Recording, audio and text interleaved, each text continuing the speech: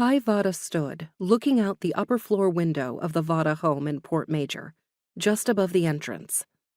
Below, she could see the brick walk, bordered by low shrubs pruned into balls, the perfect green lawn, the white-painted palings and gate through which she and Raph had entered a few hours before.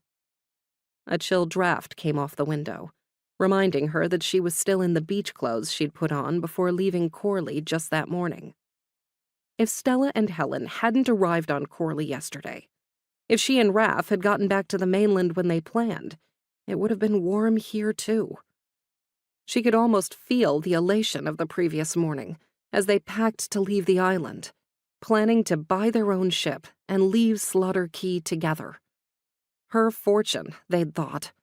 Her back pay, her savings banked on Cascadia, and the money Stella owed her for the shares Kai had given up, combined with Raph's personal fortune and the stipend he had from ISC, would be enough to buy a spaceship, hire some crew, and go wherever their interests took them. But then, it had all fallen apart. Stella and Helen arrived because this house, had been attacked, a door kicked in, and Helen had feared for the children.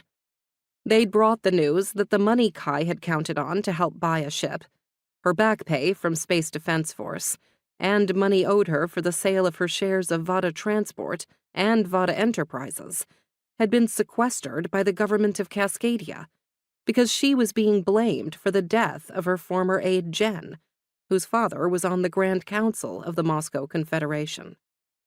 Stella's position on Cascadia, Vatta's secondary headquarters, was threatened as well. Kai's own accounts here on Slaughter Key were also frozen because of the deaths on Mixland. The evidence she'd collected so carefully from the crashed shuttle and from Mixland had gone missing.